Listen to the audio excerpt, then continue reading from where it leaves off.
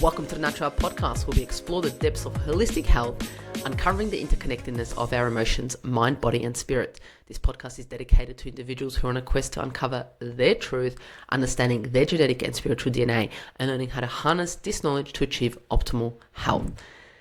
But this isn't just another health podcast. Natural Health Podcast is here to ignite a spark of hope within you, reminding you of your innate potential for greatness. You are pure love, capable of living life to its fullest expression. Are you ready to embark on a transformational journey to achieve optimal health? In today's episode, we have Maryn Green. She has been attending women as a midwife since 2009, first as a licensed midwife and now as a spiritual midwife that helps facilitate the ceremonies of birth and mothering for aligned women.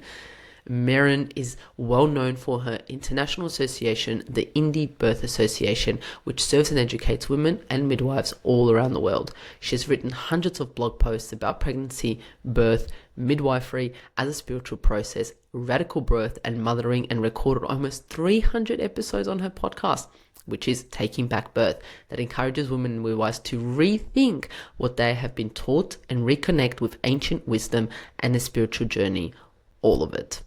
She also co-founded the Indie Birth Midwifery School in 2017 in order to help create more radical midwives, and released her first book, Indie Birth, A Story of Radical Birth Love, in 2019. Maryn has been taught by witnessing hundreds of undisrupted births, the best of which have been the births of her own 10 children. She currently lives in Hawaii and thrives on ocean walks with her dogs. Welcome to the Natural Health Podcast, Maryn.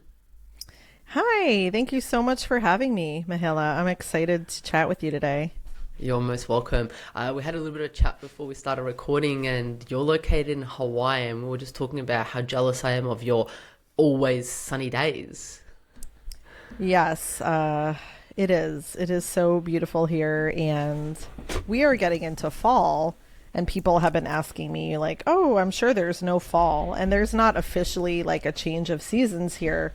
But we've been here about a year, and we do notice that there are shifts, like there are subtle little ways that it feels different and the light is different. So it's a really interesting place. But yes, mostly warm all of the time. Yeah, so you've been there for a year. Where were you before that? Oh, wow. We were mostly in Arizona, where most of my children were born. And then right before Hawaii, we were in Kentucky, which is in the Midwest somewhere. Most people have no idea. And just kind of were hanging out there for a couple of years before we decided to come here. Yeah. Was there a choice to come to Hawaii? Was it the lifestyle? Was it the beaches? Was it just drawn to it? Yeah, I had a dream actually that I was supposed to come and teach here. And so I did. And when it came time to leave, it was just really hard. I really felt connected to this land, to this island, Oahu in particular. And when I got home, I told my husband, we are going back. And the plan was just to take the kids. We have 10 kids, but eight are with us because 2 are full grown. So, our plan was to take the 8 of them here for a couple of months. But here we are still, 14 months later. So I love that. I love that you listen to your intuition about that. Yeah, my dreams don't lie. So I take them pretty seriously. And in the dream, it was very clear that we were to come to Oahu. There are other islands. And I didn't even know that that was the name of one of them. Honestly, I had no idea what the Hawaiian Islands were made up of. So I think it was very, purposeful, as those things are. And yeah, we've just been following it ever since. I love that. And wow, a move with 8 kids. That's, some people go, oh, I don't want to move with just my partner and I, or even just one child. But with 8 children, that would have been a hectic move. Well, that's why we didn't say it was a move. See, you got it. We were like, oh, we're just going to go for a few months because I think we couldn't have really coped with, and we didn't know. We didn't know if we would like it. My husband had never been here. My children have never been here. So yeah, we really didn't know how long we would stay, but now that we're here, we're kind of like, why would we ever leave? Why would we ever go anywhere else? That don't is have so the answer. beautiful. Yeah. I love that. That's so beautiful. And you said you were teaching in Hawaii. Let's go. Tell us a little bit about your story, because in the introduction, you mentioned that you were a midwife. What led you into that, or the whole midwifery, and what was the journey? Oh, wow. Well, you can stop me at any point because it's a long story and a short story kind of rolled Give up us in the long one. version. Yeah, the long version. Well, as we were chatting beforehand, I was a musician. I was a classical musician, as was my husband. We met in music school many, many, many years ago. And I did that for a while. And I had two children that I did that with, as I was running around performing. The two oldest were little. And the second oldest, so my son, who's 20 now, he was born at home. And that wasn't something we had experience with the first birth, my daughter. She was born in the hospital. And so with his birth, my life just changed because of meeting the midwife that attended us and kind of being at the end of music in a sense. It just wasn't fulfilling in the ways that it used to be, all of the ways that our lives kind of move in another direction. So I followed that and wound up in a midwifery apprenticeship, which is how many midwives are trained, at least in this country, by following a midwife around, learning hands-on skills. I began that apprenticeship when my 20-year-old was only like 4 months old. So I really just kind of jumped in. And I didn't know, is this the thing? Is this my thing? I didn't have any medical experience. So I was really new and I was really fresh. And, here I am 20 years later, still doing it and training other midwives. And there's a lot in between. I mean, there's a lot about the politics and, many of my own birth journeys. But that's kind of how I got into it initially, was just being kind of starstruck by the amazing birth I had. It was so different. And again, this midwife, this woman that I really looked up to, and I thought I would love to be able to offer that to women. I felt so powerful after his birth. It was just life-changing. That's so beautiful to hear that you felt so powerful after his birth, because that's not a lot of individual stories. They actually feel powerless after the birth. And it's so beautiful to have this one individual that just kind of like changed your perception. I think that's so beautiful. And then you followed your so-called dream. Yeah. Yeah. And, it really hasn't been all roses, I think, at least in the tiny world of birth and midwifery. People can think it's like being a rock star. It's like you get to watch all these babies be born and it's always great. And, after 20 years, I feel like there is a lot to say about everything related to birth and kind of where the culture is and the profession of midwifery. I've seen a lot.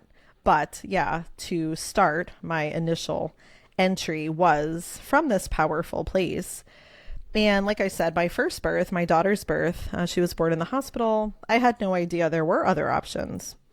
So, I always thank her. She's going to be 22. I thank her for being patient and flexible with me as a new mother. I just didn't know.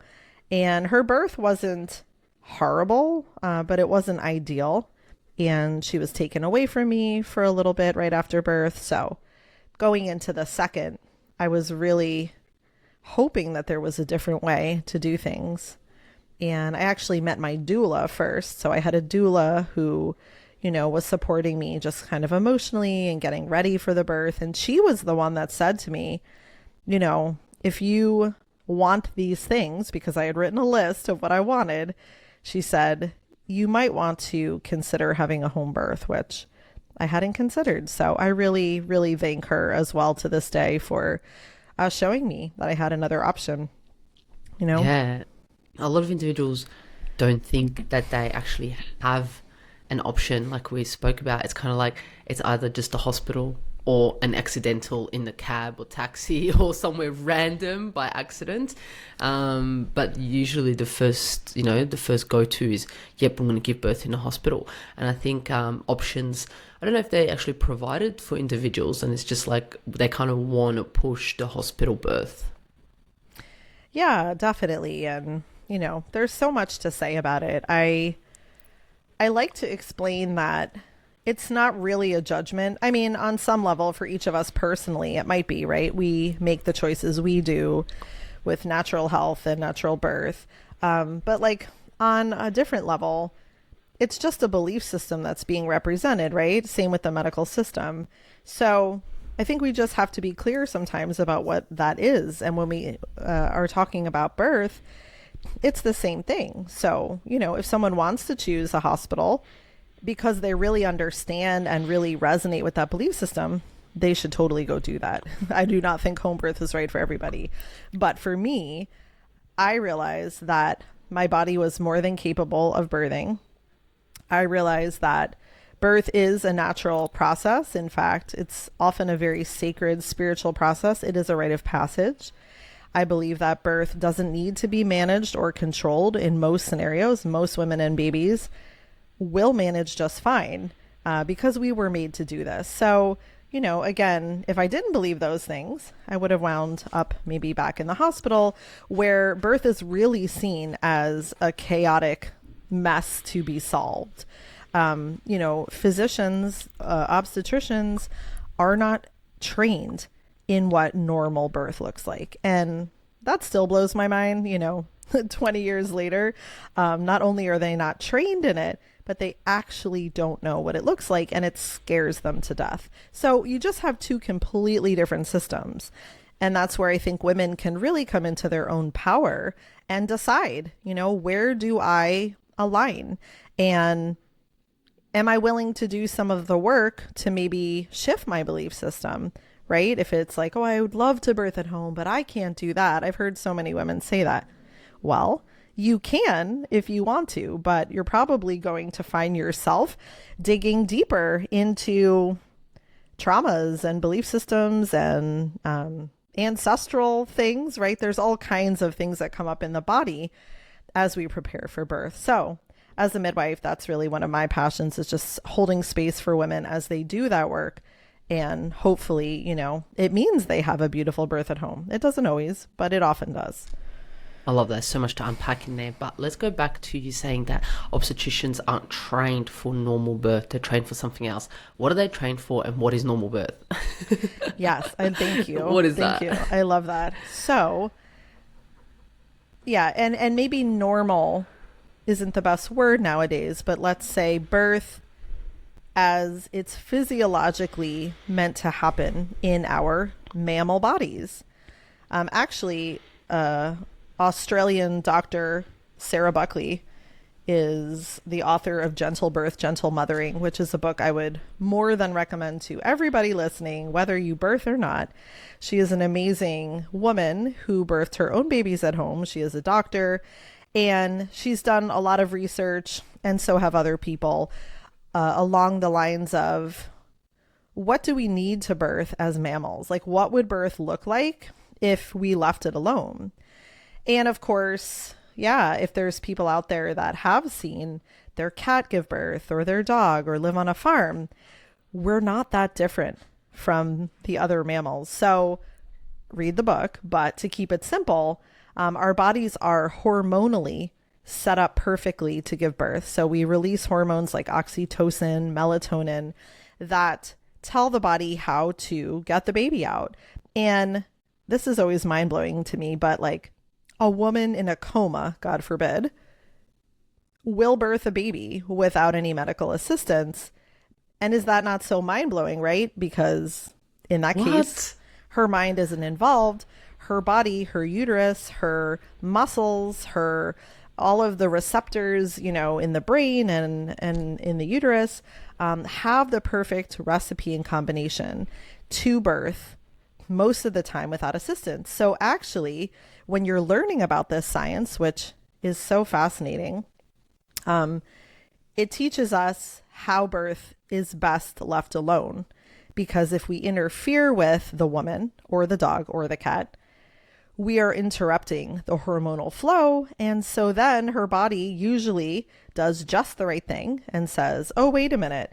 Someone's looking at me, or I feel scared, or the room is cold. Let's shut this down. Now is not a safe time to have a baby. So the medical system is not educated in physiological birth, and an obstetrician is trained in surgery. That is their profession. That is their specialty. And, and me and a million billion other people will, of course, say, thanks for that, because sometimes we do need that. And it's very rare. I mean, the C-section rates all around the world are out of control and extremely elevated. Yeah. So I'm not talking about that. I'm talking about the rare instance when truly a mother or baby, would benefit from that surgery.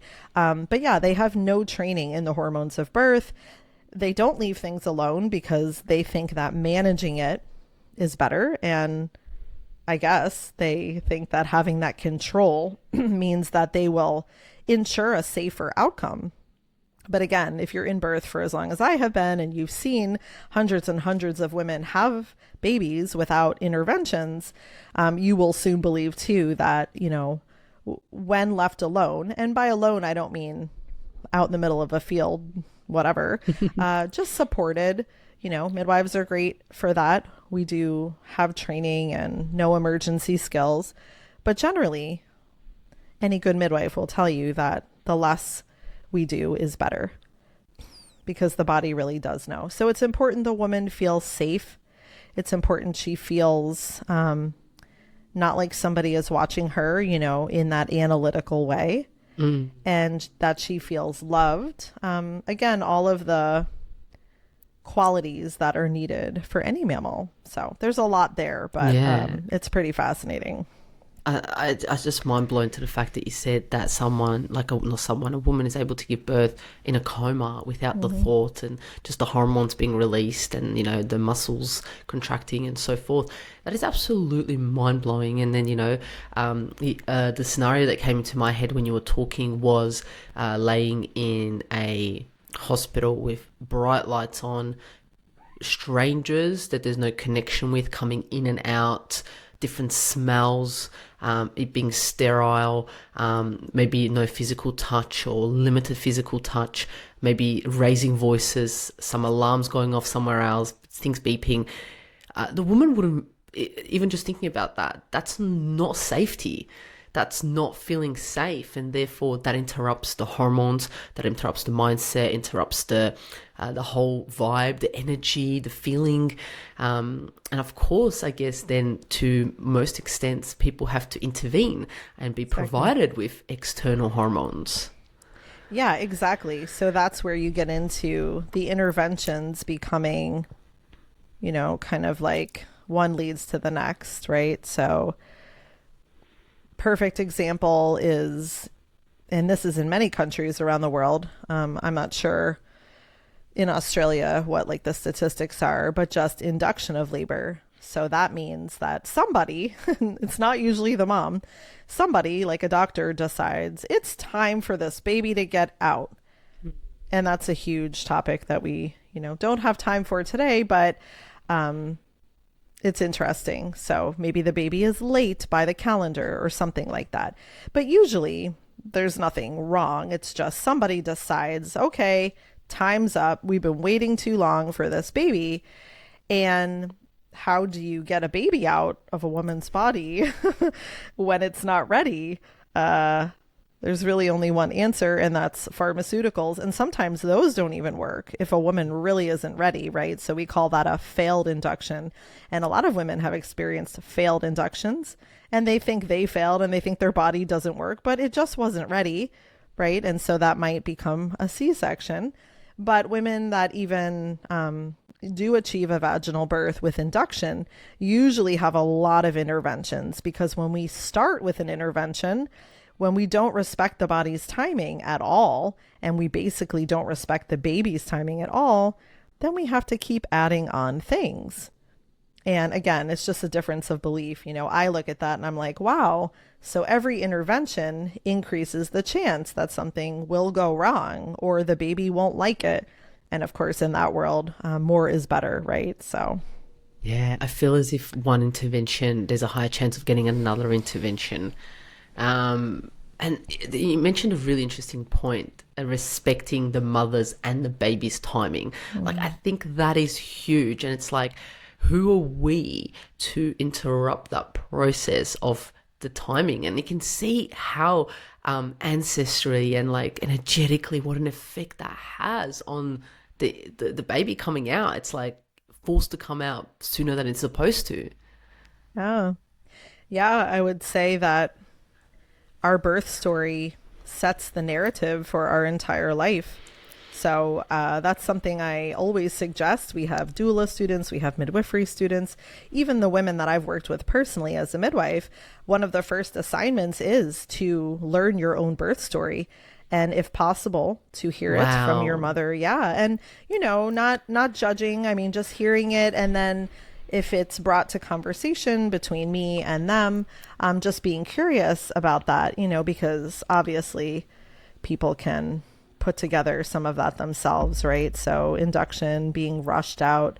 There's so many variations on birth stories that, yeah, I think totally are fascinating because they imprint that little human with whatever is going on.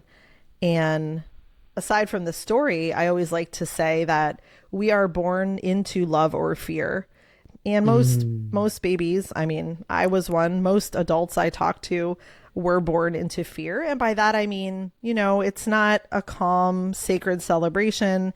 There's chaos, there's lights, there's beeping things, there's touching the baby, there's taking the baby, and that messes with the hormones as well, because what is supposed to happen when a baby is born, a human baby, and probably lots of mammals, is, the baby is brought to the mother's chest by her.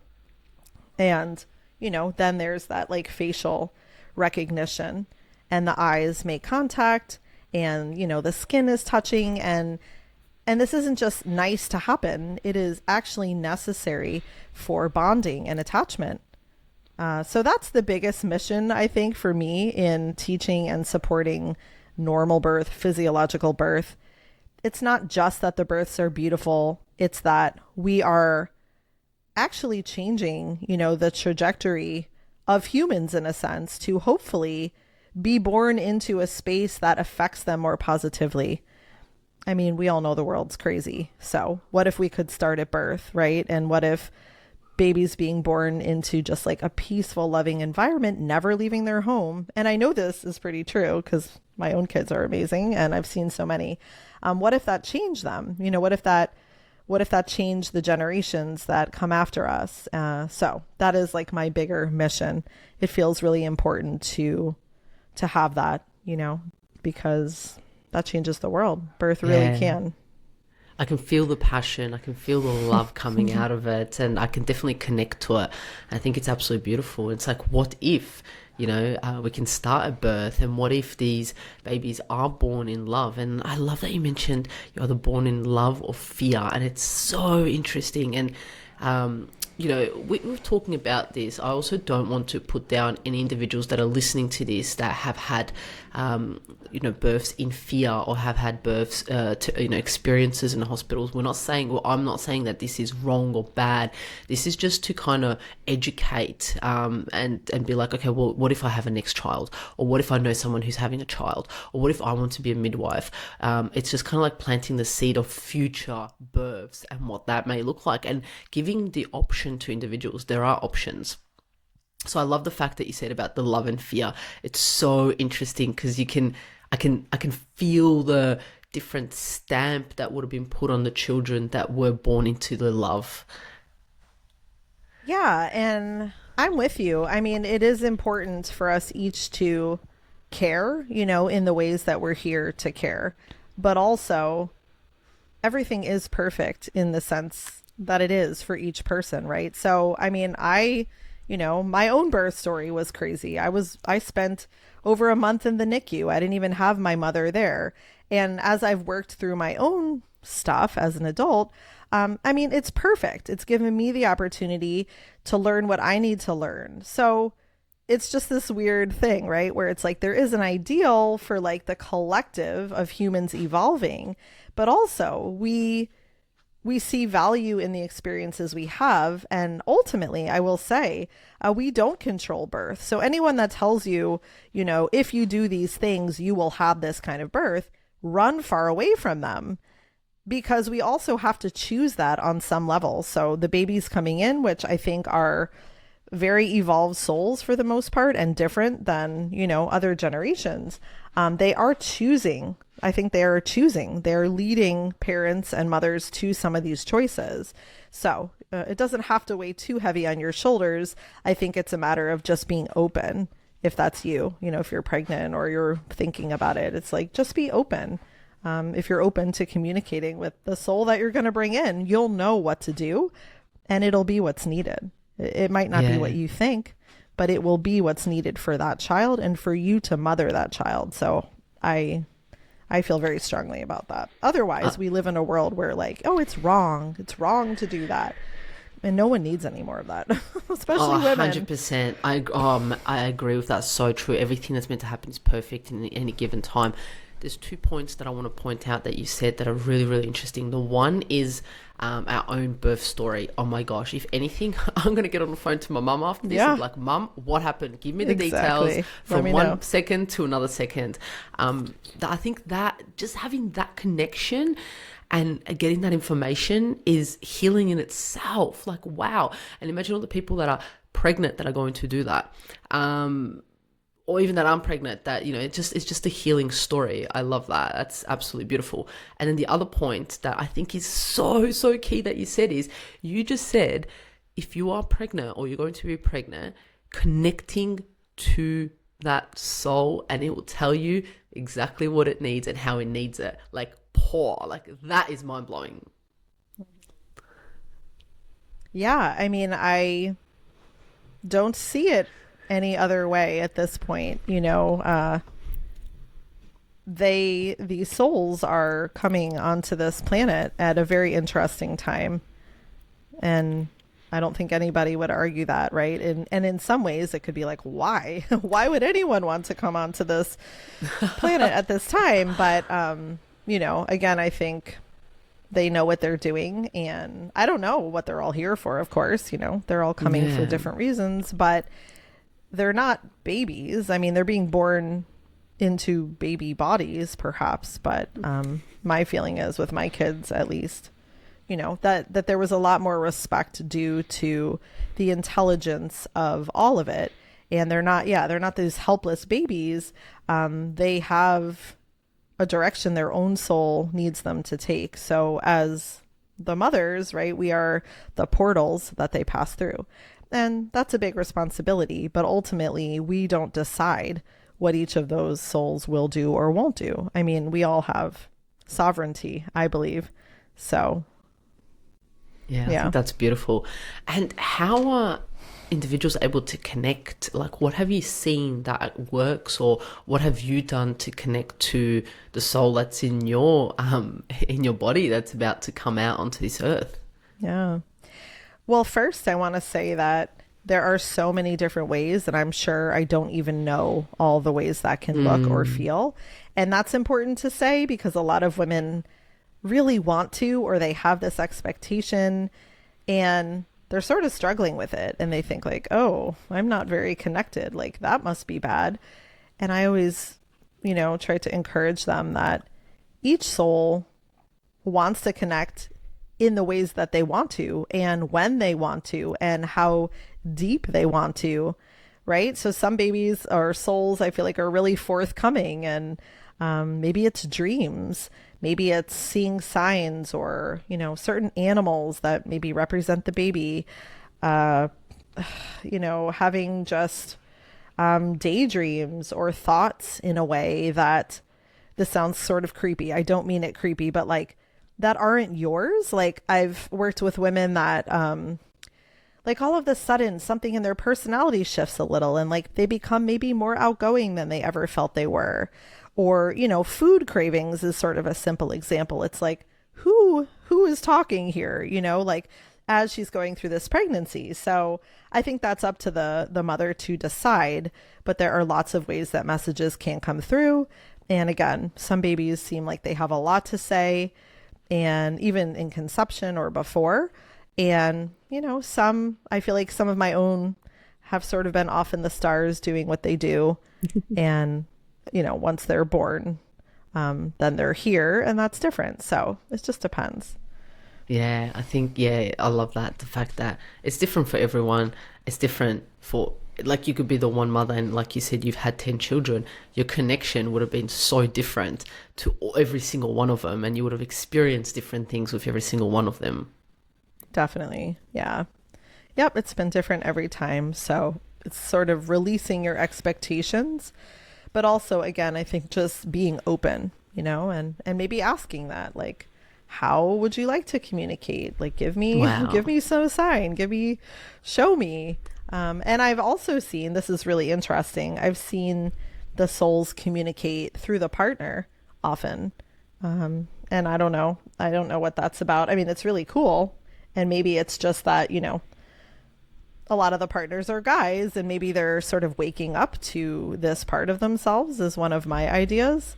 But yeah, I can think of one dad in particular that would dream of his baby all of the time. They were really, really connected before the baby was even born.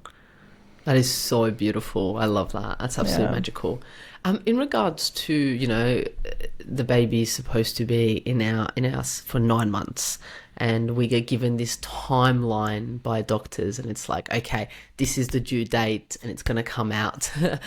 Going back to timing, have you seen a wide range in that 9 months? And how do people manage it? And I think that's one of the key questions. Is I've seen a lot of family and friends go through and they're like, nope, I need to give birth this weekend because it's the 9 months and that's it. It can't go over 1 or 2 weeks, 3 weeks. It's like, there's a lot of issues that come up with it that we've been feed into. Yeah, it's really interesting, all of it, because birth is such a mystery. Like, there are things we think we know, and then there is mystery. There is the unknown. There is every birth being a new experience, even for the same woman. And again, I don't think the medical world is really great at allowing mystery into the equation. So, speaking from like a numbers perspective, if somebody knows their last menstrual period date, which, side note, if someone doesn't and they're getting lots of ultrasounds can be very inaccurate depending on when they're done. So sometimes if someone's getting a due date from that, it's sort of not right from the start, but it's the best anyone can do. But if someone does know their dates, then I would agree that 40 weeks of pregnancy is average. And that's what they tell us, right? And as a midwife, with focusing on nutrition and lifestyle and all of the other good stuff we've talked about, rarely do I ever see a baby born before that, because 40 weeks is really sort of the, most average time for that. Certainly over the years, babies can be born a week or two before that. 38, 39 weeks, still considered really average. Usually just fine to be born at home, not a problem at all. So that might just be a variation for that woman, a week or two early. And then I would say, as a home birth midwife, someone that doesn't interfere in the process, doesn't scare someone about dates, most women with their first babies at least will go past the 40 weeks. So the average, I believe, is like 10 days after the due date. So you're looking at, 41 and a half weeks, which in medical world is getting very uptight, right? You get to 42, or it depends on where you're at geographically, but even 41 weeks can be way overdue for some practitioners. But again, that's the normal, actually. That's like what most healthy women, that's sort of how their bodies seem to do it. So as a midwife, that doesn't upset me or worry me at all. I've seen women go to 42 weeks for sure, all of the time, especially if their mothers did, back in the day when women weren't induced all the time. So it seems to be maybe a maternal pattern. And I've seen 43, I've seen 44 rarely. So that's a whole month Wow, past. yeah. And, there's lots of conversations in there, mostly around informed choice and women making their own choices about the risks that we think we know and don't. But even research wise, and I'm not a real research buff, there isn't, a proven risk, of stillbirth or anything up to that 42-week mark. But I don't know. I don't know where all the craziness came from. It came from somewhere at some point to just get babies out on the calendar date that was set initially. But, we always joke babies don't have a calendar in there, so they can't check it out. They don't have a watch, and a calendar, and then they're like, okay, it's time to come out right now. Right. And like, the truth is, nobody actually knows how labor starts. There are some theories, but again, the mystery and the choosing of the birth date and the time is something I really believe. So again, if someone is healthy and having just a normal, healthy pregnancy, I think many women might want to ask themselves, why am I being rushed? Like, what's the worry here? And they might get fed other different myths, but it's a great question to start with. What is the problem? I'm fine. I feel like what I'm getting is like, having like a journal whilst you're pregnant and asking yourself all these questions and journaling it out, or even talking to a midwife or a doula that you have and letting it all out and just kind of questioning the things that you're being told, even by doulas or midwives, anyone. Oh, yeah. It's kind of like just questioning it, right? Yes, questioning it. And in this country, even home birth midwives who hold a license, and I don't, I used to, and that was not for me. Long story there. But if they're accountable to the government in any which way, then that's where these stipulations are. It's not necessarily the midwife herself. It's her saying like, oh, if you want to stay under my care because I'm licensed, you need to have your baby by 42 weeks. And I cannot tell you how many calls I've gotten over the years from women in that situation. I've attended births of women who I met maybe the day before they gave birth because they were in that situation of like, well, my midwife fired me and now I have no one because I was pregnant too long. And they all go on to have normal, healthy births. So, it's craziness. And like you said, I like that you brought up the journal. Again, it's not that always everything is, the way we want it to be. Not every woman that goes to 42 weeks is going to have a great birth or a baby that comes out alive. Like, that's just not life. But when you're talking about the journal, I think the question that women can begin asking themselves right away is, how do I feel about this? How do I feel about this, And sometimes it's like a deer in headlights. Oh, I have no idea how I feel about this. Okay, well, you're at the beginning of your pregnancy. So that's a great thing to consider and work on, because the truth is most women don't know how they feel about it. And they get to the end, say, or any point in between, and a scare tactic is released on them. And they do what any normal mother would do. They say, I don't want to hurt my baby. I'm just going to defer. Right? So scaring a pregnant woman is not informed choice, but pregnant women are very vulnerable. And, I was induced my first birth, so I'm no better than anybody. When that came to be what was on the table, I thought, well, I don't want my baby to suffer from, my choices. So we need to know what's right for us in any walk of life, right? 100%. I like that you said that pregnant women are vulnerable. And the feeling that I got is if possible for the individual before they fall pregnant or while they're pregnant, is actually fully standing in their feminine power and in their feminine energy.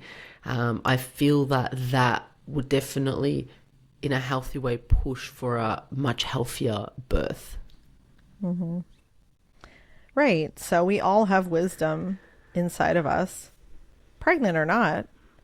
And yes. The opportunity to access that wisdom, I feel like, is powerful and sometimes easier, and sometimes harder for different women. But just our wombs, our uterus being, again, this portal of all kinds of creativity, not just making babies, but, that's where our creativity and our wise woman voice lives in our bodies. So, that sounds very esoteric, but in other words, if we get used to feeling the body, we get used to asking the body, then we can practice that, and I think it is a practice because there's so much mental activity like in the world, and that's how we're supposed to make choices, and people are throwing statistics at pregnant women. That's not where any woman really makes a choice, in my opinion. I mean, it might influence them, but the choice is made in the body if you can connect with it. And that's where, again, there is no right or wrong, because there are scenarios in which a woman is listening and maybe she does need the thing or the test or whatever it is, right? But we can't know. And no one can know for her. I feel that. So in your experience, having assisted with so many births, before the births, and then we'll get into the birth, what have you seen has assisted women to have a a healthy birth? What do you think has really been a game changer? One or two, three things that kind of have really assisted people. This is while they're still pregnant. I would say starting to investigate some of these beliefs, these cultural beliefs about pregnancy and what we're told is best and who's in charge. I think some women naturally are repelled by that. And, many of us aren't because we weren't raised that way. We were raised to listen to the expert. So you start to just wonder when you're growing the baby, who's in charge and who knows best, and seeing where you can go from there. And then taking charge in the ways that we can. So I said, we can't control this process, but we can influence it. So our physical health, I'm sure, you would have tons to say about that. And, eating well in pregnancy, making sure we're getting all of the minerals and nutrients and enough calories. I sort of have noticed that's sort of a problem with a lot of women that I've worked with over the years. It's just not enough for growing a baby because there's not really information out there about that. The medical world is more like, oh, don't gain too much weight. And I think encouraging weight gain actually with healthy whole foods is optimal. And weight gain is a sign that the body is not only growing the baby well, but making the extra blood volume. And we do need 50% extra blood volume to feed a baby and placenta and our own organs. And most women do not know that. They are never told that. And again, they're sort of skimping on food or whatever the scenario is. So getting enough calories, 2,700 and up for one baby, is what I have always recommended. And I've sort of never seen that fail. It's the women that, again, are falling really short of that often have pregnancy complications. So nutrition is just the easiest thing in a sense because we can put food in our mouths. 100%. Nutrition is so key when you're pregnant. When you actually realize, and then different trimesters have different key nutrients that need to be addressed upon. And it's so key to get those calories, the protein, so many micronutrients, minerals, vitamins that are absolutely necessary, and that also make birth so much easier. Now we're moving into the birth process. What have you seen really assist individuals go into their full selves and be able to birth this child? Right.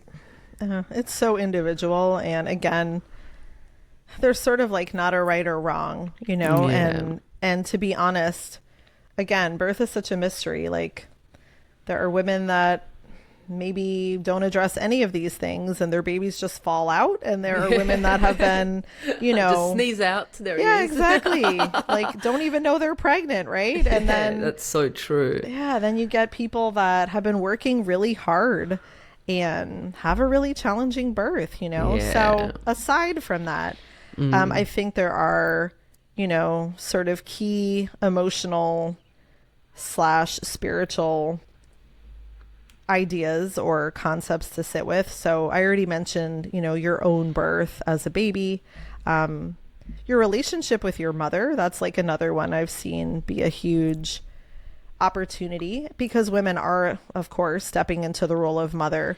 And often there's a lot there. They have a lot around what that means and how to do it. And I've seen women, unable in the moment to push that baby out because they're scared. It means that they're the mother. So kind of getting a head start with some of the mother stuff.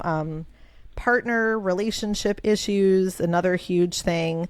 Again, if a woman needs to feel safe when birthing a baby, her partnership needs to feel, as safe as possible. This partner ideally needs to understand and be on board with this process in this way and not resisting it and not scared to death of it, because that can definitely happen and it influences this woman. So everybody in that room, whether it's hospital or home, their energy will be contributing to the birth. So while she can't control everybody, she can control who she invites. And again, if it's a partner, what kind of work they are doing on themselves. I've seen partners with very severe birth trauma, and it's very, very difficult. It's difficult for everyone to manage like this other person. And then finally, I would say, just other things in the history that are womb related and trauma related. So different for everybody. So sexual trauma comes to mind. Anything like that is stored in the body, as we know trauma is, and that can be a million things, of course, right? But related to what is needed to give birth.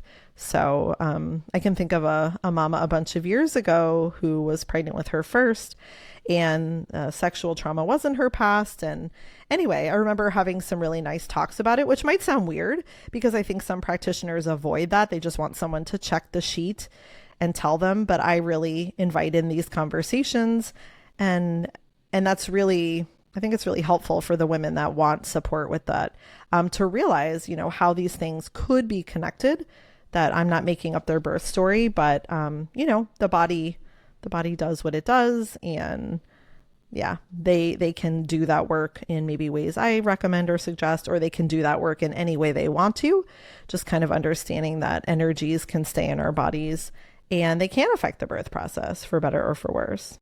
So it's some 100%. Pretty intimate conversations for sure. There's a lot there. I feel like the process, as you were talking, what was coming up for me is like just healing. It's a whole process of this fast-forwarded, intense healing with yourself, with your mother, with your partner, with the child. It's like with your beliefs. It's like, oh my gosh, if you want to fast-forward healing, just have a child. I mean, why do you think 10. I've had 10 of them? I was going to say, I'll have 10. No, it's You're so an evolved true. soul now. It's so true. I mean, just...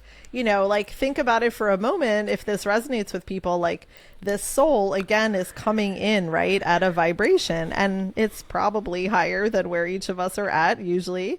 So, it is actually doing this clearing just by coming through. So that's where you said too, like if someone doesn't do the thing, or if they feel like they don't do the right thing, it'll still happen in the ways that it needs to. Yeah, exactly. And the baby will help. The baby will show you, or, show the mama where to look if needed. Yeah, wow. It sounds absolutely amazing. It sounds very, very healing. So in regards to the whole birth, what are your thoughts on, the clamping, the cutting the cord, the physical touch, the eye contact, the partner, the mother, how long, all of these things? Like what are your insights on that? Less is more. So if anybody wants to watch, we have a bunch of birth videos over on our YouTube channel, Indie Birth. The best way to know what birth looks like is to see, and videos is really the best most of us have got. Most people have never seen a birth, much less a birth that just happens and nobody is messing with. So yeah, I think the visual is really powerful. I think it can take us back to our own births. And when you watch these types of videos, you might be anxious, or you might be like, why didn't they do that? Or why aren't they cutting the cord? Or why aren't they? And you just take a breath and relax and watch how a baby transitions to life on this side. And again, I mean, it's such an honor to have witnessed so many and to just have allowed that, right? So rarely, very rarely, a baby might need help with that transition with breathing, for example, because they do have, you know, a physiological change to their anatomy when they come earthside.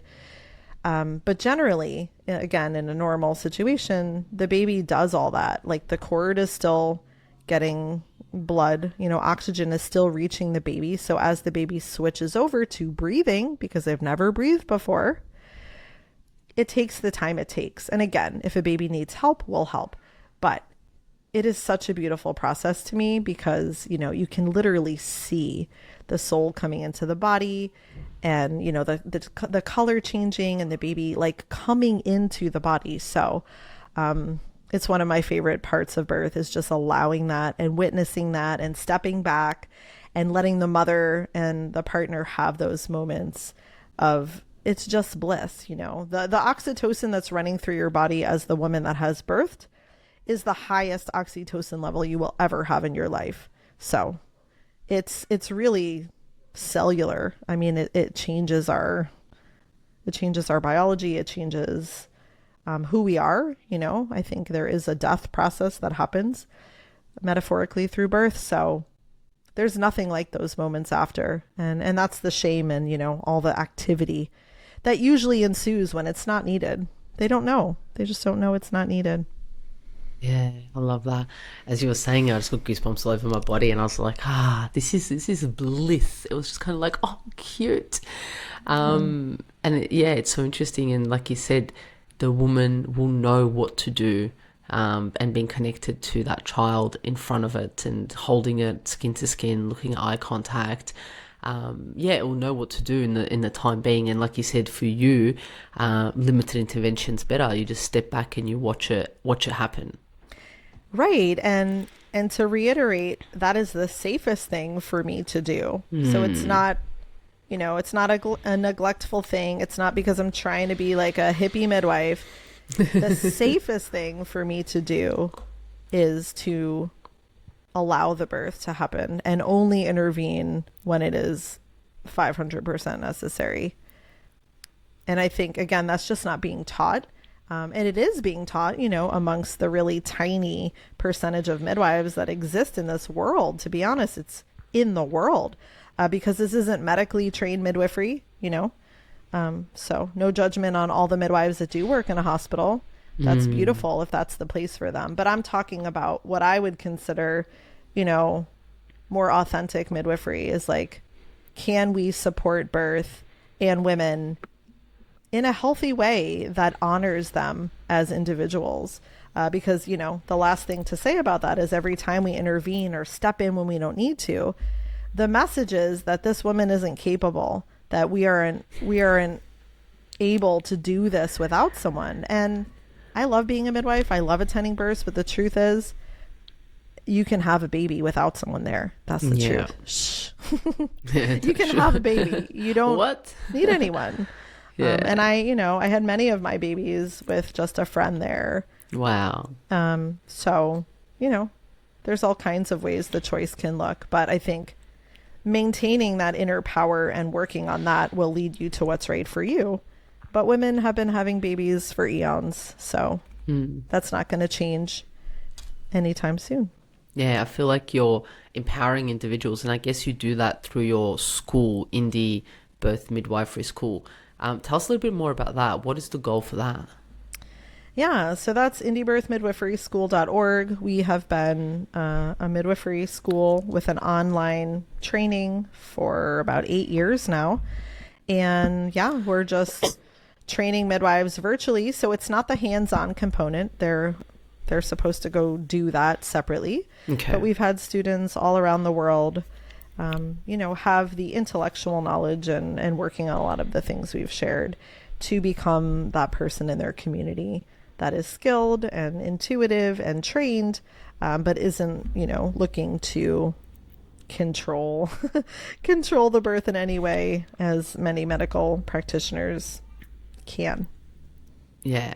So if people want more information in regards to giving birth, would they is that where they would go, or is that more for people who want to become midwives? Sure. So thanks for asking. That school is for people that are interested in becoming midwives. Okay. We do also have a doula training. So a doula is somebody that supports birth in a similar way as a midwife, lots of emotional, spiritual support, but doesn't sort of need to know a lot, the clinical end. Yeah. Okay. So it's more of like a sister. That's how I explain it. But, training is great, again, because most people don't understand how birth works. But that is sacredsisterhooddoula.org. And we have, it's a 4-month doula training. And then finally, if there are pregnant women out there that are wanting to just like delve into sacred birth, or birth workers that are looking to learn more, we have a new program called the Sacred Birth Certificate Program. And that's sacredbirthcertificate.org.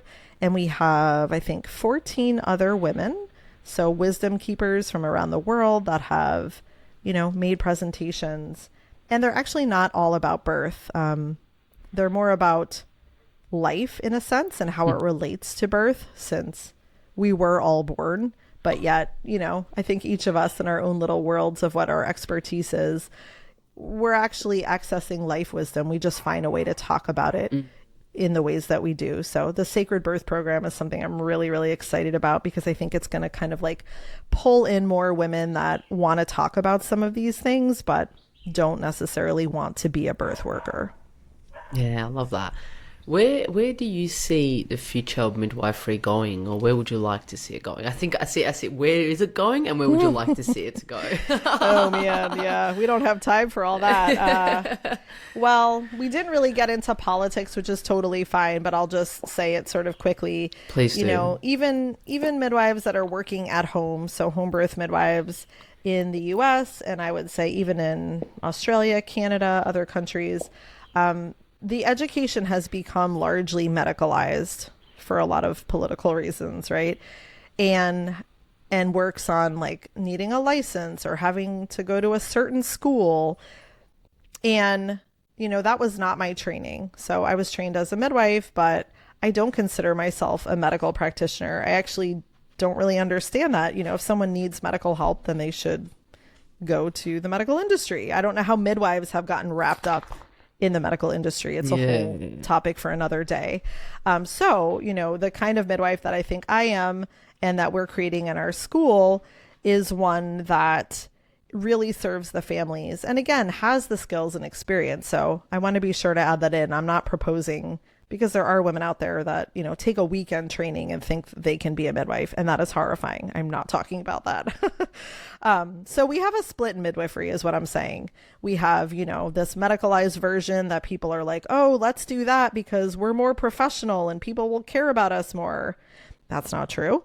Right. And then we have sort of, midwives that haven't gone that route, and it's not in a great place, to be honest. So I don't know where it's going. I think what really needs to happen in my ideal world is that women rise up in their own power and, invite in these life initiations, of which birth is only one. We have many other life initiations as women.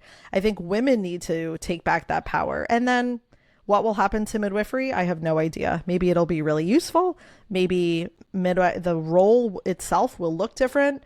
But I sort of don't want the future of women to be dependent on anybody, midwives or otherwise. I don't look at my own role as someone that is going to save anyone. I mean, rarely, right? But I sort of mean in the bigger picture, like, I'm not there to save anyone. This is her experience. So that's my long answer. I think women need to come together and realize how powerful we all are. Yeah, women stepping into their own power. Yeah. And then that would potentially shift so many aspects, not just midwifery, not just birth, the whole process. Like you said, but birth is just one aspect of the whole women's journey.